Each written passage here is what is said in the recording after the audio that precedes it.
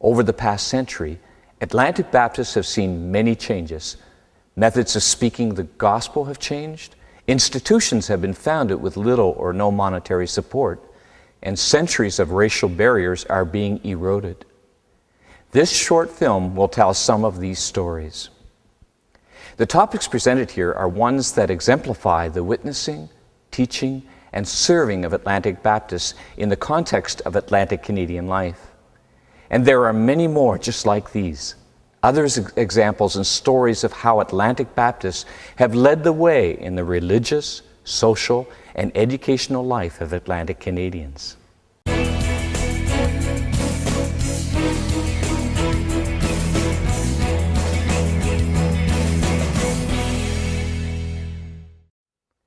Evangelism has always been a focal point for Atlantic Baptists. Birthed out of the revival period, most Atlantic Baptist churches have always had a heart for reaching out to the communities around them. There have been a number of approaches to evangelism practiced throughout the century.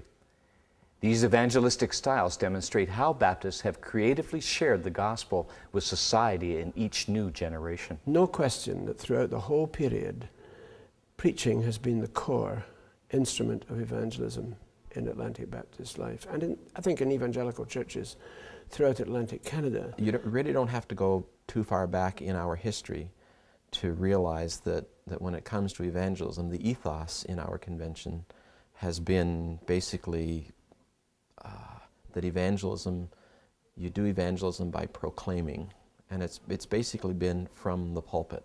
So it's been a proclamation style of evangelism. You could put different words in there. You could call it revival evangelism. You could call it crusade evangelism, and that's not a bad thing. It's just that's our history. When you consider the fact, for example, that 75% of our churches in the Convention of Atlantic Baptist Churches were formed before the year 1900. They came into existence before 1900. That's significant because they were born out of revival movements. They were formed in revivals. As the world moved past the two great wars, evangelistic methods would begin to change. After World War II, there was no question that the world was not the same place it had been. This period saw explosive growth for churches, with the number of Atlantic Baptists growing to be about 70,000 in 1964. Crusade evangelism would become the prominent style of evangelism in the post-war period.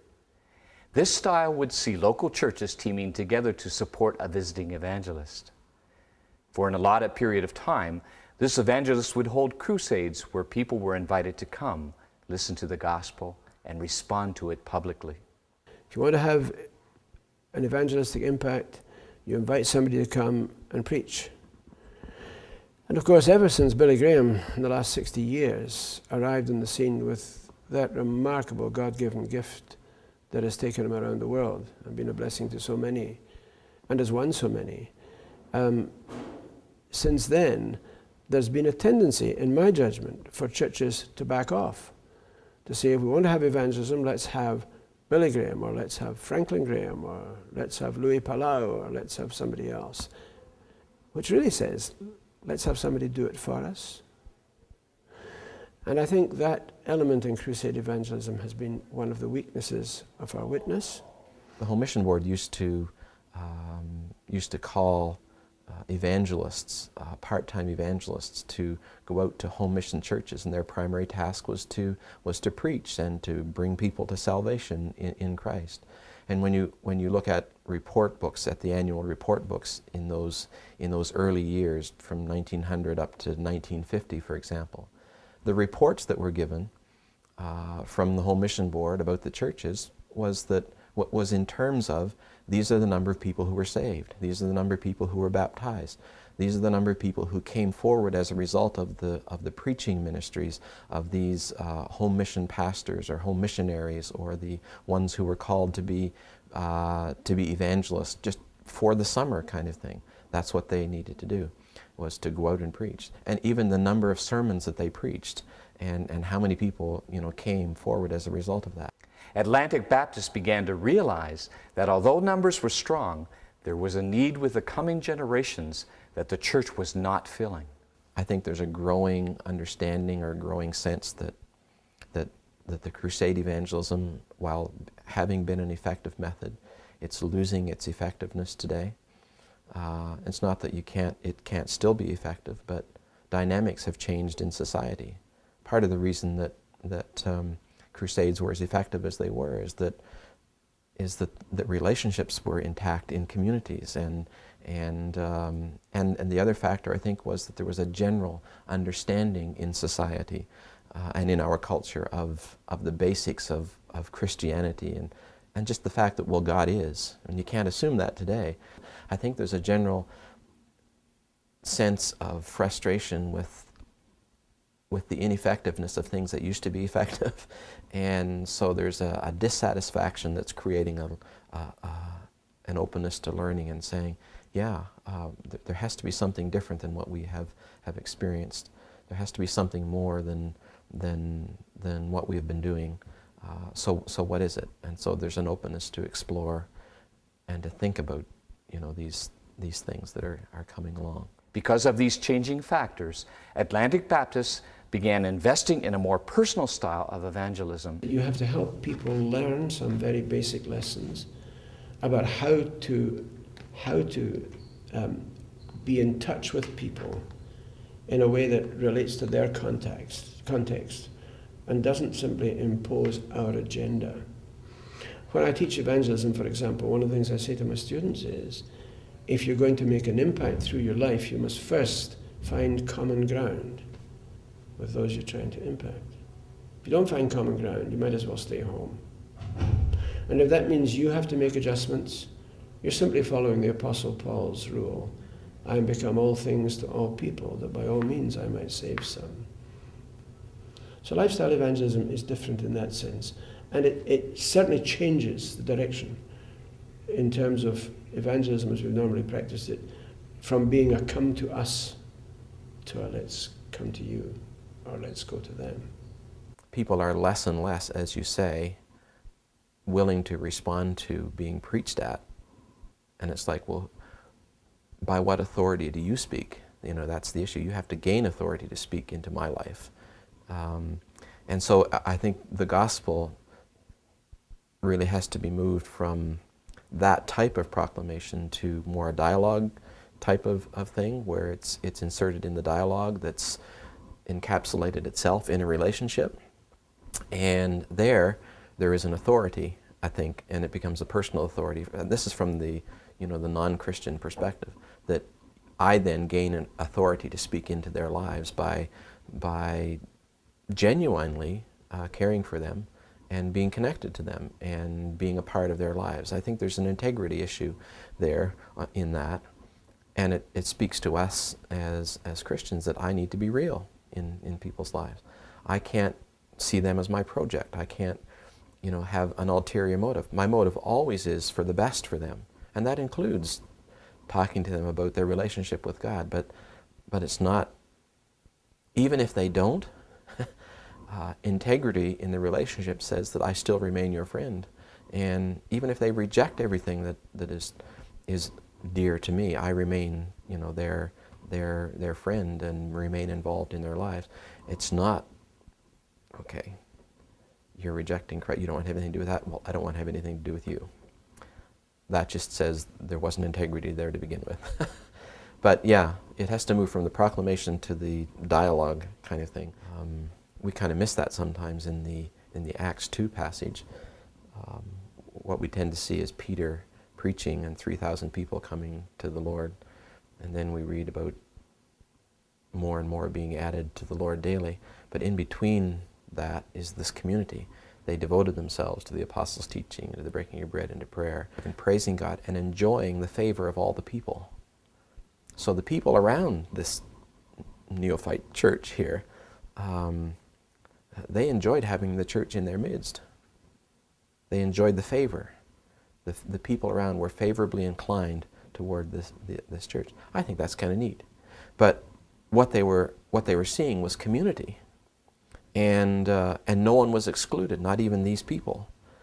They benefited from them being there, And that's the issue of community. And we tend to forget that, that's part of that Acts story. And we look at the preaching by Peter and the fact that more and more were added to the Lord, to the church as they were saved, kind of thing. And but right in the middle of it there is the community. One of the most active arms of evangelism within the Convention of Atlantic Baptist Churches is found among the ministries of Atlantic Baptist Youth. Reverend Bruce Fawcett is the Director of Youth and Family Ministries within the Convention. Yeah, the churches of our convention, we believe, touch more youth weekly than any other organization in our society except the public school system. We would run about 5,000 youth in terms of the numbers that are ministered to, and an average attendance of around 4,000 youth each week. Title Impact is a large missions-oriented conference hosted by the Atlantic Baptist Youth. Title Impact is, the nature of the event is very unique to Atlantic Baptists. And it has its roots in the early to mid-'80s when there were some churches that were commissioning short-term youth teams from their churches. And generally what they were doing is evangelistic type programs in the morning, ministries of social concern in the afternoon, and in the evenings gathering together to debrief and to sing and to have some Bible study times as well. And in 1989, as far best as we can tell at this point, was the first time that a number of churches got together and said, hey, let's descend upon the same place together and have a concentrated period of ministry together. And the reaction to that experience from the youth and the leaders was very strong. And so the movement began to pick up from there.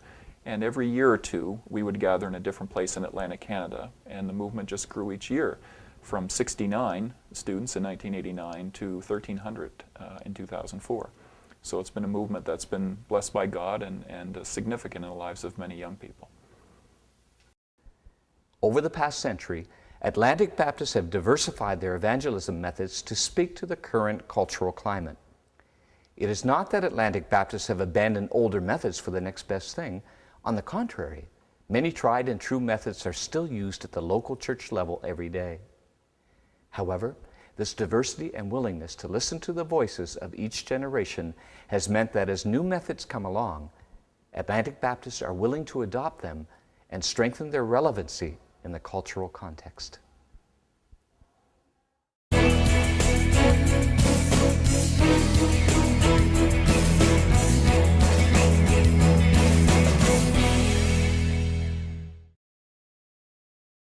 Atlantic Canada has always had problems with the drain of the best and brightest young people to other parts of Canada. This was apparent even within the Baptist denomination at the beginning of the century. Many of the denomination's youth were training at schools in Ontario and New England and were not returning home. For Christian education or Bible college education, many of them were going outside of the region. And a survey was done after the war, and it was discovered that over 70 Maritime Baptist young people were in Bible colleges elsewhere.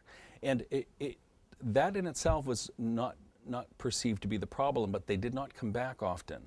And it was felt that this region had experienced a brain drain and lots of outmigration had been a phenomenon for generations, and in fact for 150 years. One of the most significant institutions in the training of Baptist youth was Acadia University. This institution was the crown jewel for many Atlantic Baptists. During a period of growth in the 1920s, the School of Theology at Acadia University was founded and based in Sawyer Hall. And that's due to a complete reorganization of the university. It's that during the 20s that you get all sorts of departments starting in the university that we never had before, things like economics, sociology, and they redo the whole structure of the university. So that's when the Department of Theology comes into its own. Questions were raised when in the 1940s talk turned to founding another educational institution within the convention. Now, United Baptist Bible Training School is best, I think, best understood in the context of the post-war period. After World War II, lots of men and women come back home. Many of them had delayed education. and were eager to become involved in education. Government support for veterans was there for those who wanted post-secondary education. There was also a change in the youth culture in the post-war period as well. And many young people, especially many Christian young people and many Maritime Baptist young people, were very keen, maybe not necessarily to become ordained ministers, but were very keen to be involved in Christian work. And for that population, Acadia University didn't necessarily offer what was best. Indeed, over the first few years of its life, United Baptist Bible Training School would see a number of changes in its purpose and the population it served. So in its origins, it was to be essentially high school level for people who were called into ministry later. But within 5 years, that changes fairly dramatically because it becomes, to all intents and purposes, a Christian high school with, in fact, Bible college courses also being offered. So it changes in its formulation within that first 5 years because so many of those students were coming without their high school that they then needed to go back and to finish their high school education. I think one of the aspects of this whole equation that the founders underestimated was the fact that high schools were still relatively scarce in the region, especially in rural areas in this period, and so it was the practice. For example, if you were in Grand Manan in the immediate post-war period, there was no high school for you. And in many rural areas, you would have to move to towns or cities to finish high school. And so UBBTS, as it became known, became a very important place for people to finish their high school. And so it became very effective, provided very good high school education in the 1950s, as well as other kinds of courses that would help in ministry, in Christian education, in practical acts of service.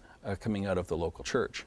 And for the 1950s, they really formed their identity. And it seems to me those two factors, young people wanting education so that they can serve Christ more effectively in the local church and on the mission field or whatever. There were some too who were wondering about whether or not God was in fact calling them to ministry, and they came to UBITS as well to explore that and to get some practical service experience. And then those, quite frankly, who wanted to finish high school. And so the bulk of the students through most of the 1950s would have been those who were finishing high school and also taking some courses that would benefit them as Christian lay people. Meanwhile, in Nova Scotia, Acadia University was under increasing pressure from the alumni and senior administration to break ties with the Baptist Convention. Arguing that the convention could no longer support the rapidly growing institution financially, a motion was made in the Nova Scotia Legislative Assembly that called for a change in the structure of the university's Board of Governors. This legislation would pass in 1965, and the crown jewel of the United Baptist denomination would become a secular university. And the Baptists basically come to realize that they just cannot financially continue to support the university to the degree that it needs to be for it to expand and to give more opportunities for young people. And that sort of goes alongside of the theological issues that are coming up through the denomination itself at the same time.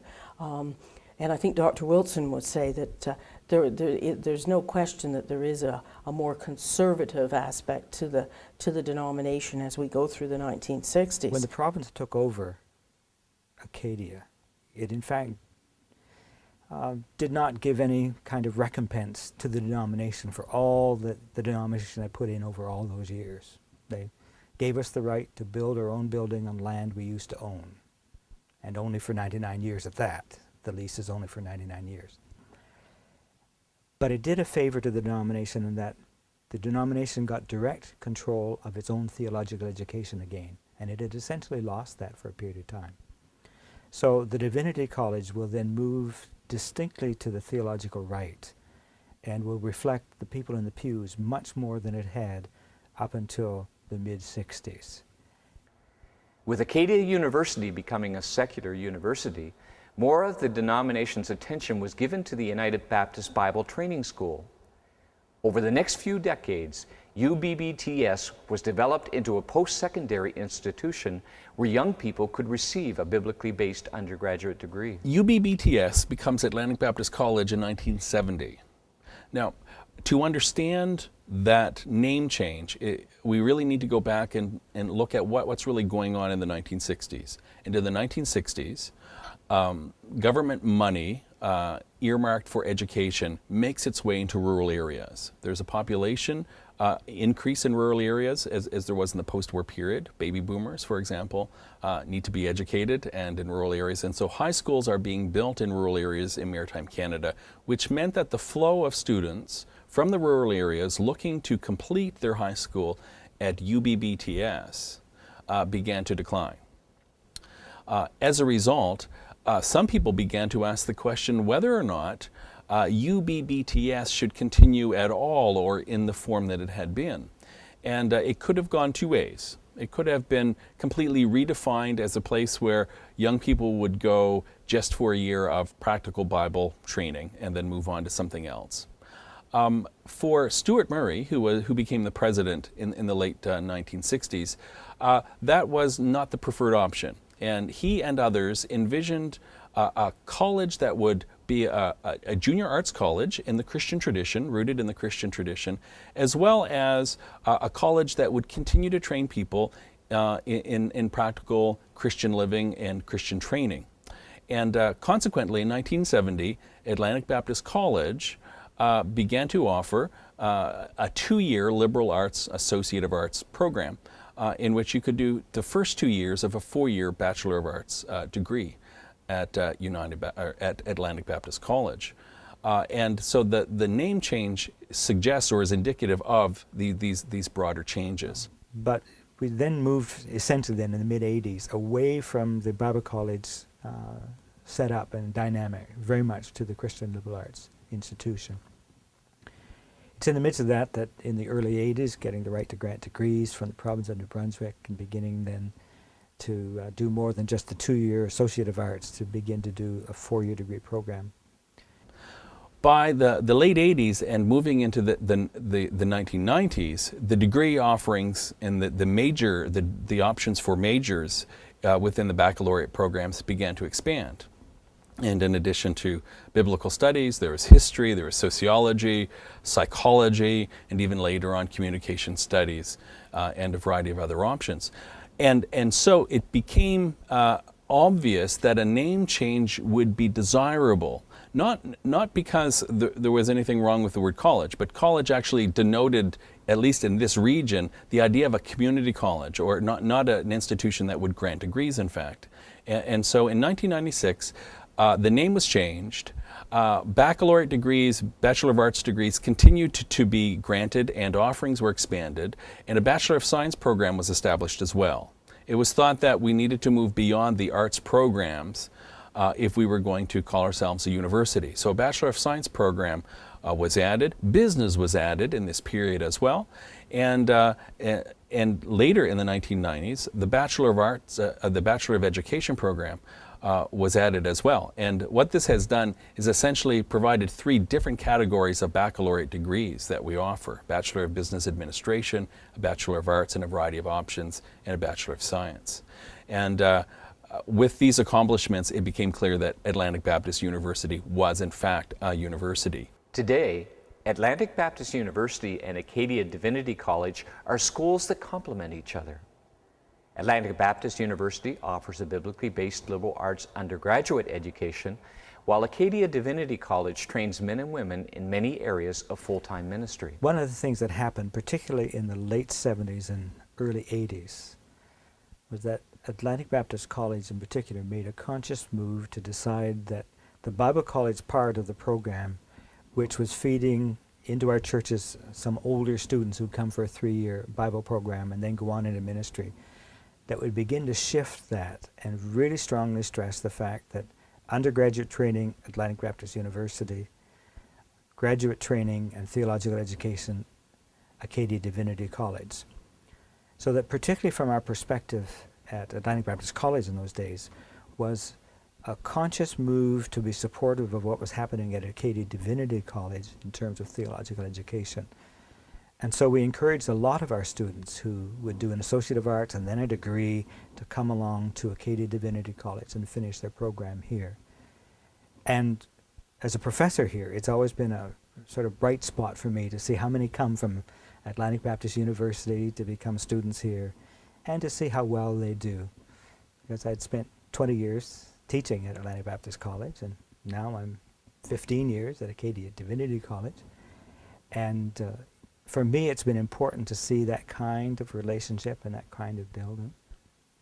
People have, by the way, people have sometimes asked me, why did I leave Atlantic Baptist College to come to Acadia Divinity College when so much of my life had been spent at ABC and a lot of my friends are there. And for me, it's been a real question of how can we build our work as a Baptist community in Atlantic Canada more effectively. And I felt that if we're going to have closer ties between the two institutions, that might be the place to start, to begin to have some significant linkages of people who had experience in both. It's interesting that the two longest serving faculty members now at Acadia Divinity College are Glenn Wooden and I. Both are graduates of Atlantic Baptist College, and now we're teaching here. So that there is, in that kind of way, some linkage, I think, that's taking place. And I think the relationship between the two schools is as strong now as it has ever been. And for me, that bodes well for our future as a convention.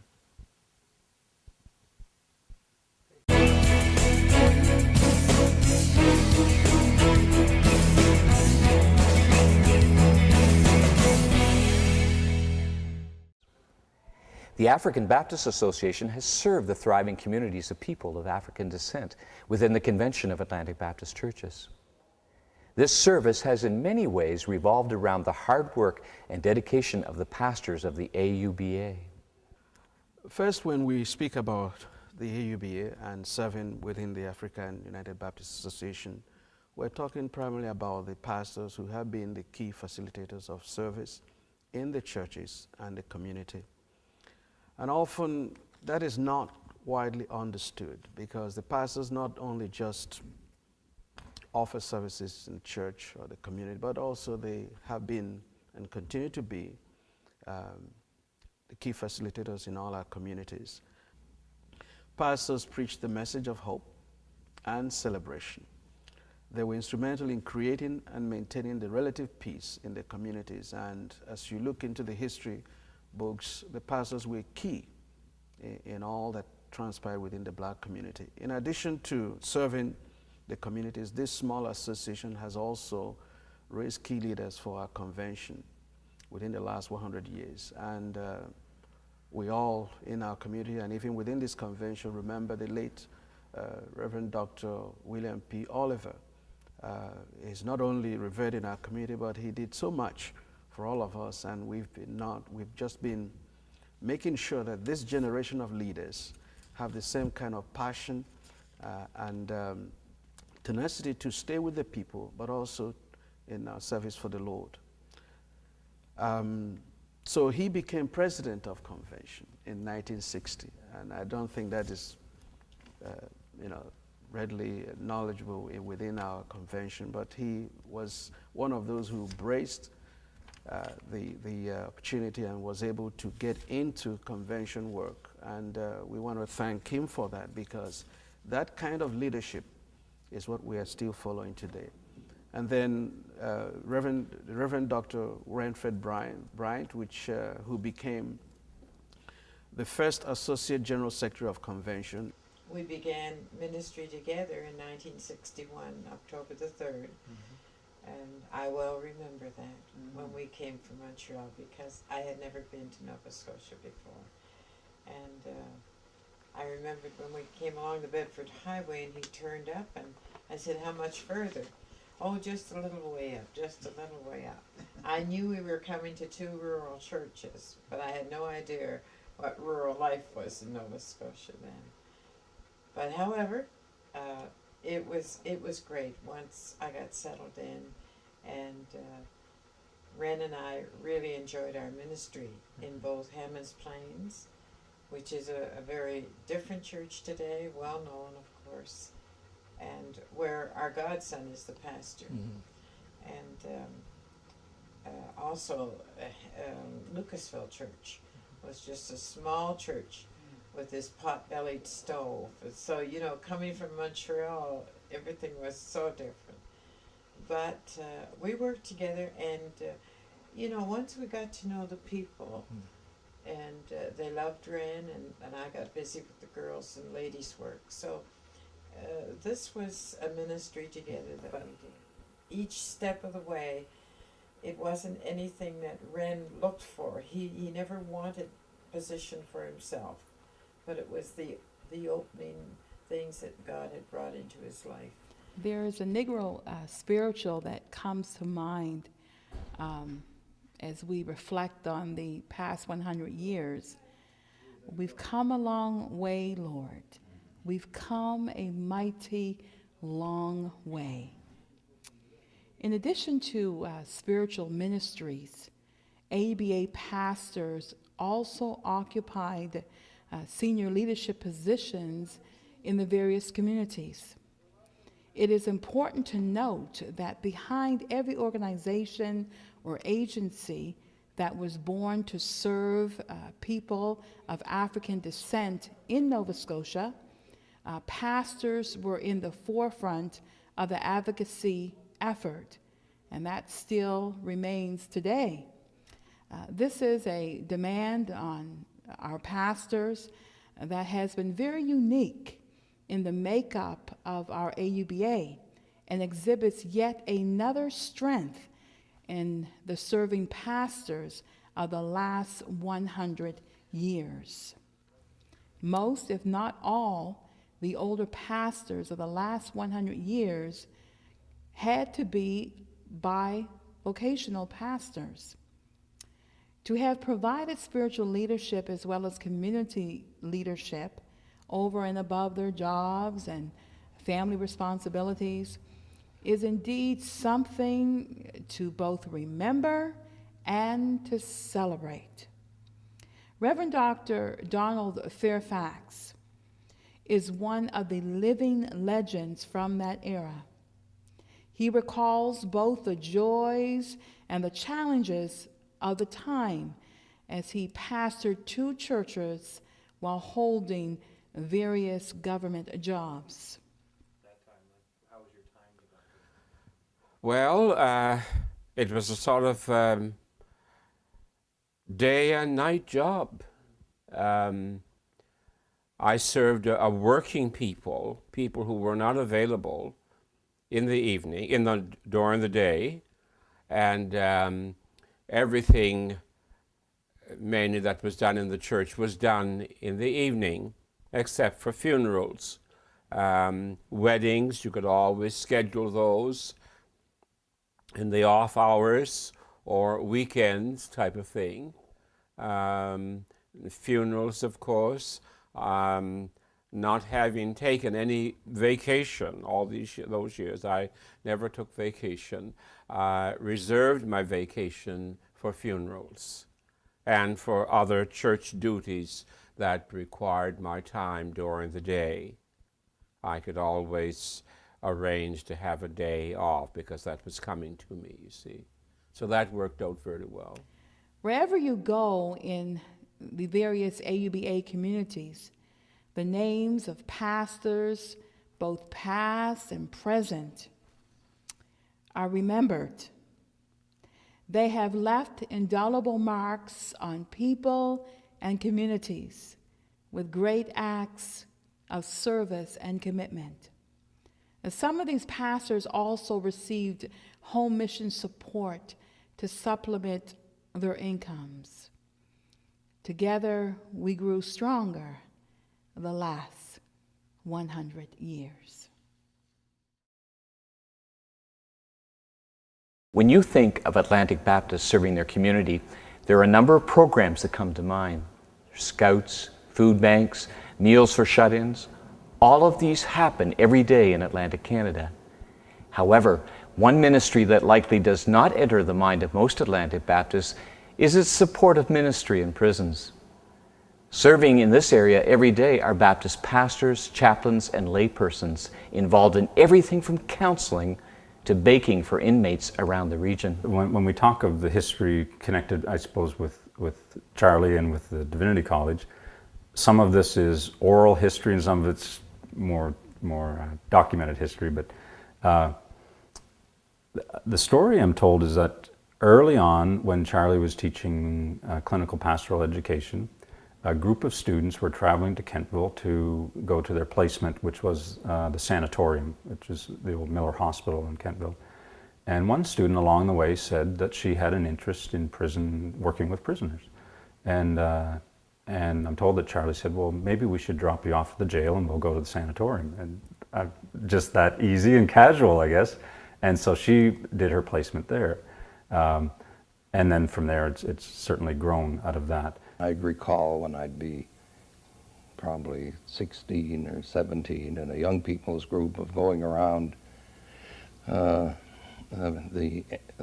poorer end of the town taking pictures. They're taking a picture of the jail and the area where they allowed them to come out and get some recreation. And I'm coming to a young people's group with these pictures and saying, well, now we say we're Christians, but what's going on here? Why aren't we doing something about this? When you think of prison ministry, it's I like to think of it more as a continuum, but there are maybe some significant spots along that continuum where we might divide as to a person's level of involvement. And front line are certainly the chaplains, who are based either in the prison, or you have community chaplains too, who work mainly with released offenders or with families of offenders, or who work with some of those needs that are community based. Then the next group, I think sort of a middle group in some ways, are the volunteers. And they would be you or I, anyone in a local church who goes in with a group and meet with prisoners there. And again, it may be within the prison, or it may be on the outside too, and some of the through some of the community chaplaincies.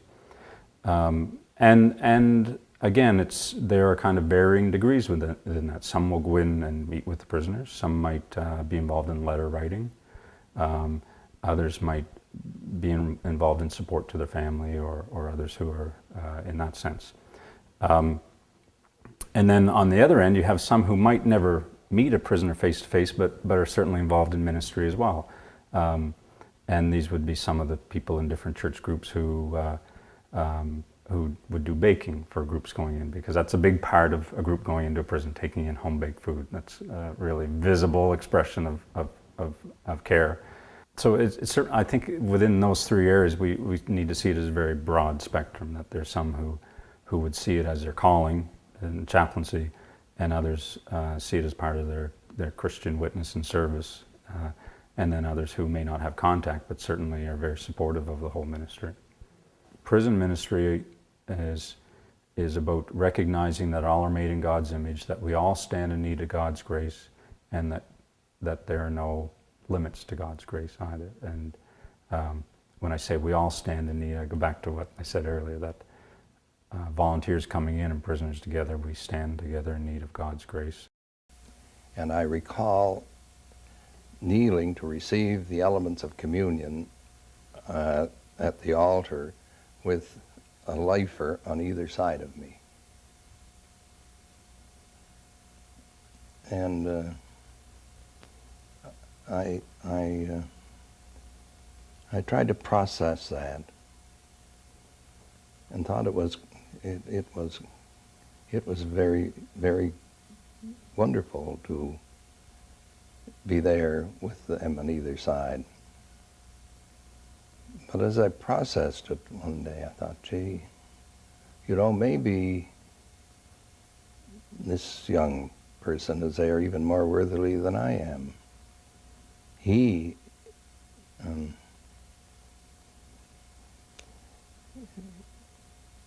can experience the depth of where else can I turn? Only you have eternal life. I think so important to it is a sense of reliability and dependability in what we do. That if I'm someone who has never experienced love, then it's going to take me a while to know that it's real from someone else. So I can go in with an easy message and leave and never see a person again, or I can go in and journey with them, and that is much more significant than an easy, quick answer to things. Chap not too far sitting on the floor from me, he was doing a life sentence, and he had a very violent record and was really having a tough time in the prison right then. And he had shared with us through the day. And in the prayer time, one of the volunteers said a prayer specifically mentioning his name. And he leaned over to the person next to him and said, "Did she say my name?" Yeah. To somebody to say your name was very powerful for him. By simply volunteering their time and energy, Atlantic Baptists are preaching the gospel of love to many who may not have had the opportunity to hear the story, and their work is not going unnoticed by the prisoners. Though the century has seen an unprecedented amount of change, Atlantic Baptists have been there every step of the way, witnessing to the society, teaching the youth, and serving those who have been neglected or oppressed.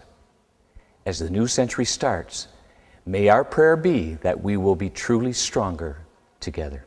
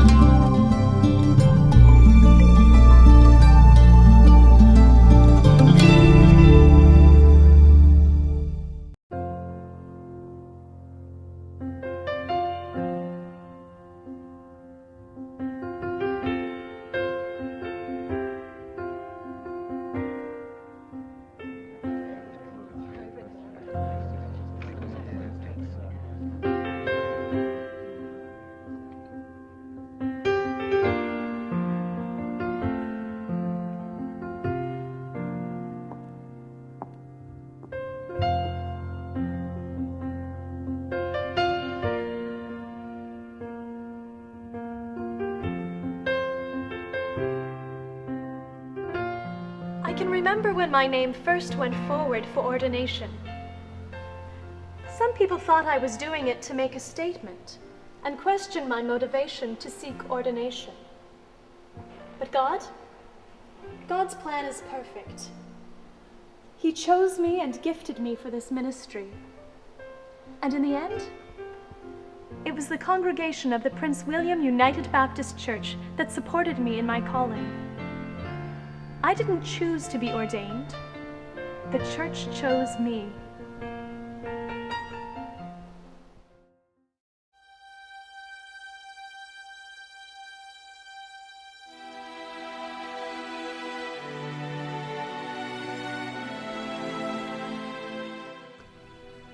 My father had a vision.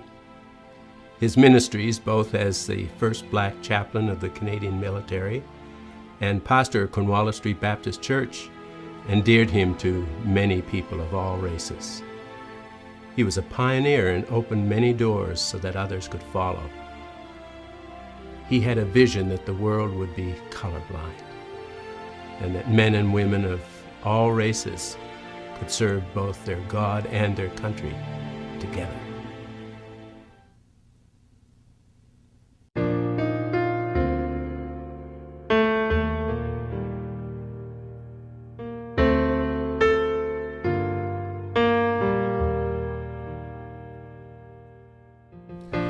left home at quite a young age and got messed up with a lot of different people in a lot of different ways, selling drugs, bootlegging.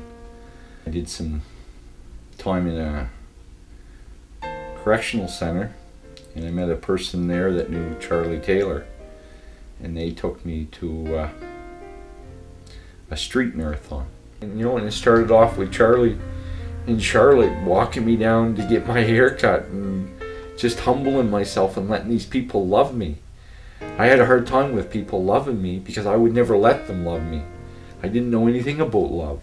I didn't want nothing to do with it because I thought that was for the phony people or the people that go to church every week or people like that. I didn't think I could ever be a part of that circle of love.